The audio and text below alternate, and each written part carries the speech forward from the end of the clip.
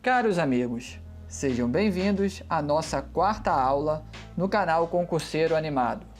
Neste vídeo, daremos continuidade à parte 2 do tópico Vício dos Atos Administrativos, onde trataremos especificamente do vício de finalidade.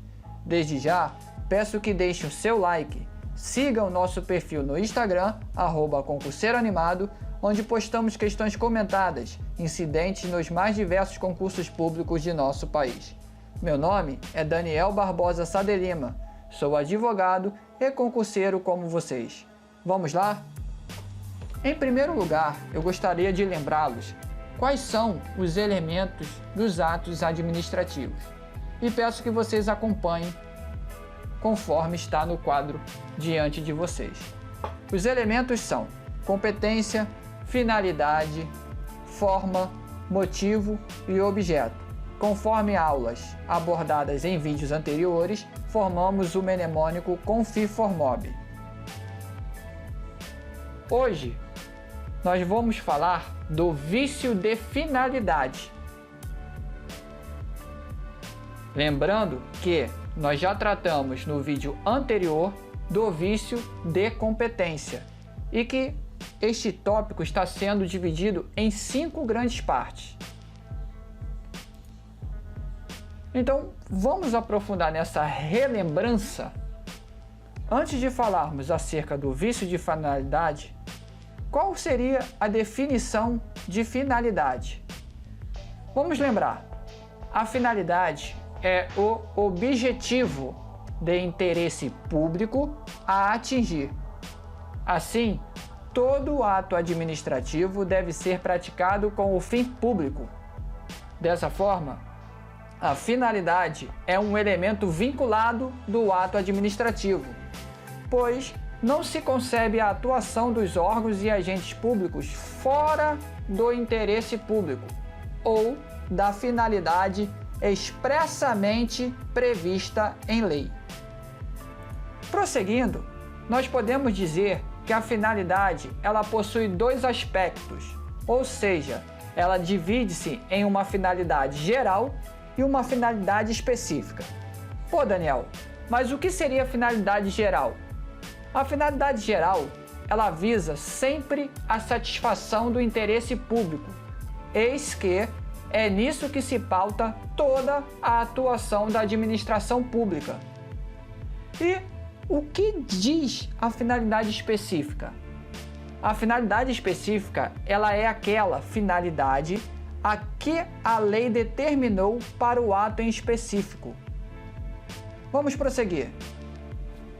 Poxa, você falou assim de modo bem sucinto, mas como podemos verificar isso num caso prático? Então vamos exemplificar. Leiam comigo a seguinte situação. João trabalha no INSS. O INSS, vale lembrá-los, é uma autarquia federal.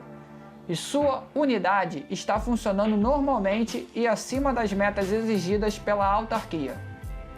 No entanto, outra unidade do INSS, em outro município, estava com uma enorme carga de trabalho e com déficit de 2 servidores por conta de falecimento. Neste caso, João foi deslocado de ofício, mediante a necessidade da administração pública de pessoal nesta unidade diversa daquela em que João atuava, em que ele trabalhava. Para o quê? Para ajudar nos trabalhos e adequar a quantidade de servidores. Ora, nós sabemos que a Lei 8.112 de 1990, que rege os servidores públicos civis federais, prevê em seu artigo 36 o ato de remoção de um servidor público. Logo, vale a pena lembrá-los de sua literalidade. Artigo 36. Remoção é o deslocamento do servidor a pedido ou de ofício no âmbito do mesmo quadro, com ou sem mudança de sede.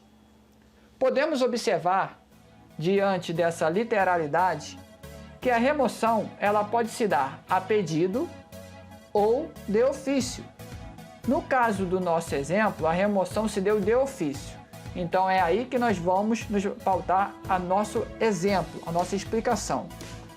A remoção de ofício do servidor público possui uma finalidade geral, ou seja, o interesse público, e como finalidade específica, adequar a quantidade de servidores dentro de cada unidade administrativa. Pelo que a gente pode depreender do exemplo, o João estava em uma unidade que cumpria suas metas, que trabalhava normalmente, só que existia uma outra unidade em outro município em que o excesso de trabalho estava grande e ainda faltava dois funcionários públicos em virtude do falecimento. Então, o que ocorreu? A administração pública teve que removê-lo daquela unidade que estava funcionando normalmente, estavam com seus objetivos em dias, e levou o João para essa unidade. Por quê? Primeiro, a finalidade é o interesse público, prestar um bom atendimento aos administrados.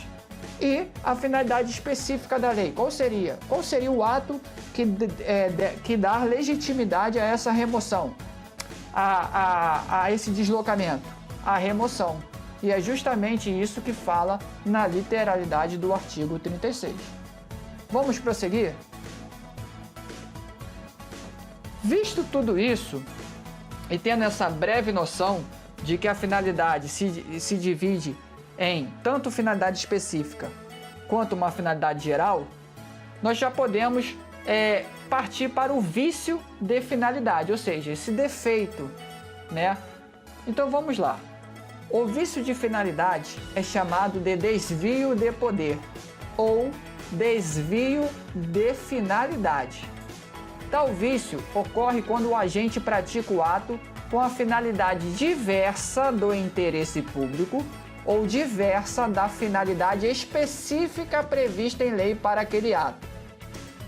Vocês podem perceber que, assim como existem dois tipos de finalidade, qual seja, finalidade geral e específica, existem dois tipos de desvio de finalidade.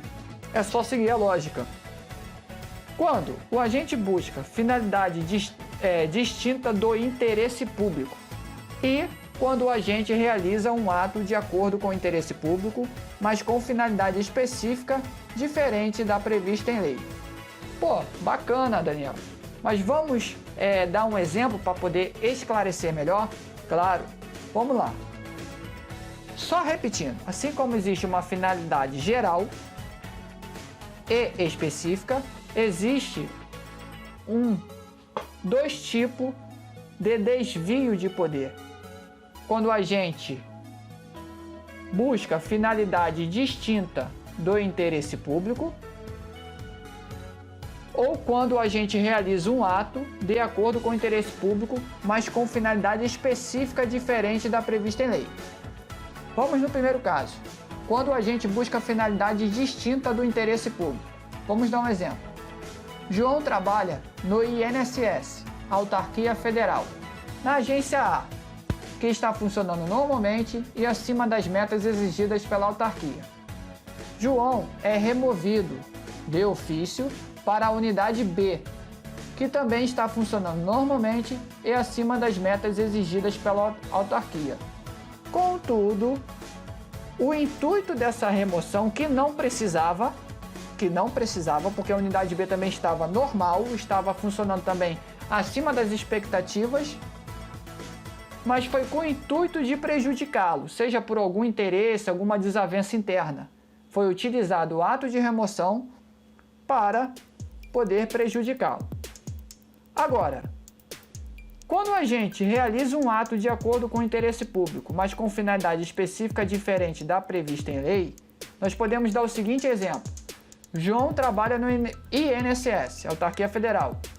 Mesmo exemplo, a primeira parte é igual.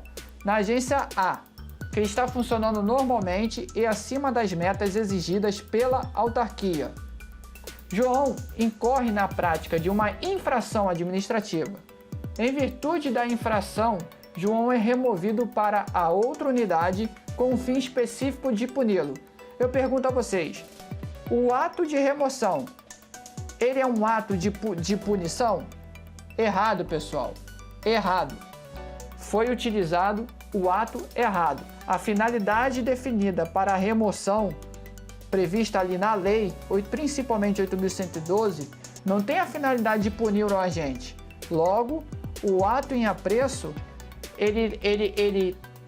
quem aplicou esse ato agiu com competência para tal, mas utilizou o ato errado, porque o ato tem uma finalidade específica diferente da prevista em lei. Ele não é um ato feito para punir, mas foi utilizado para esta finalidade, a punição. Vamos prosseguir. O que diz a Lei 4.717 de 1965? Para quem não sabe, é a Lei de Ação Popular. Vamos ler comigo. A Lei 4.717 de 1965 prevê em seu parágrafo único, a linha E, que o desvio de finalidade se verifica quando o agente pratica o ato visando o fim diverso daquele previsto, explícita ou implicitamente na regra de competência. Mas o que seria essa regra de competência no dispositivo? Vamos lá, pessoal. Por regra de competência, leia-se que a lei atribuiu a competência ao agente. Nós já abordamos isso em vídeos anteriores. Dessa forma, se o ato for praticado com finalidade distinta daquela prevista em lei, teremos a ocorrência do chamado desvio de finalidade. Ou seja, pessoal, o agente ele tem a competência para praticar o ato, mas ele não utiliza o ato da forma correta. Ele desvia a finalidade daquele ato. Agora, o que nós podemos tirar como ensinamento desse dispositivo? Que a análise do desvio de finalidade deve ocorrer em conjunto com a competência. Lembrando, já mencionado no vídeo anterior.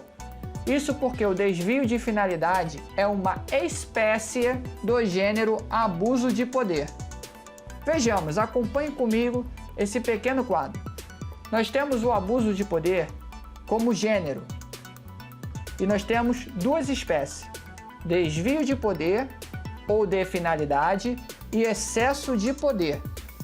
Quando a gente age com desvio de poder ou de finalidade, o ato é praticado com um fim diverso do previsto em lei. Ocorre logo um vício na finalidade do ato. Quando o agente age em excesso de poder, o agente não possui a competência para exercer aquele ato. Ocorre então um vício na competência, já estudado. Caso não lembre, peço que olhem o vídeo anterior. Logo, seja desvio de poder ou de finalidade, seja excesso de poder, ambos são abuso de poder, mas não confundam. O abuso de poder, então, ele pode comportar dois tipos de vício: vício na finalidade e o vício na competência. Agora vamos concluir. No desvio de finalidade, o agente ele é competente para desempenhar o ato, porém, ele pratica o ato com finalidade diversa. Por consequência, o ato sofre de vício. Esse vício é insanável. Gravem bem este vocábulo. Ele é insanável. O ato é nulo, não sujeito à convalidação. Ou seja, vamos gravar as expressões-chave: desvio de finalidade, vício insanável, ato é nulo, não pode ser convalidado. Não é difícil, né, galera? Agora vamos lá, vamos ver uma questão de como a matéria pode ser cobrada em concurso público, segundo a banca Sebrasp. Provinha do STJ 2018. O ato administrativo praticado com desvio de finalidade pode ser convalidado pela administração pública, desde que não haja lesão ao interesse público, nem prejuízo a terceiros. Pessoal, vamos dar uma olhada. Vamos ler com mais calma de novo. O ato administrativo praticado com desvio de finalidade pode ser convalidado pela administração pública, desde que não haja lesão ao interesse público, nem prejuízo a terceiros. Então vamos lá, pessoal. Conforme nós acabamos de ver, o vício de finalidade, ele é considerado um vício insanável. Ou seja, vimos que o vício na finalidade ele não pode ser convalidado. Isso é um entendimento majoritário que vocês têm que memorizar. Agora, os atos com vício de competência e de forma são passíveis de convalidação. Vale lembrá-los, não é o intuito dessa aula, mas o vício de competência ele só vale a pena, ele só pode ser convalidado se não for competência exclusiva e a forma se não for essencial. Portanto, pessoal, a questão está errada. Veja as palavras-chave aqui, ó. O ato administrativo praticado com desvio de finalidade pode ser convalidado. Errado. Não pode ser convalidado. Entenderam, pessoal? Eu espero que tenham revisado, aprendido. Se vocês gostaram, deixem sugestões, deixem um comentário, né? Vai apoiar nosso trabalho, vai dar engajamento. Não se esqueçam de dar aquele clique no like, né? Logo abaixo do vídeo. Inscreva-se no canal, assim nos motiva para mais vídeos. Também ative as suas notificações para receber avisos sobre novos vídeos, clicando logo abaixo no símbolo de uma engrenagem. Tá? Pessoal, o intuito é complementar o conhecimento e jamais substituir por um curso online ou presencial. Comprem um bom livro. A ideia aqui é né? Fazendo vídeos revisões ou algo do tipo. Muito obrigado a todos e forte abraço.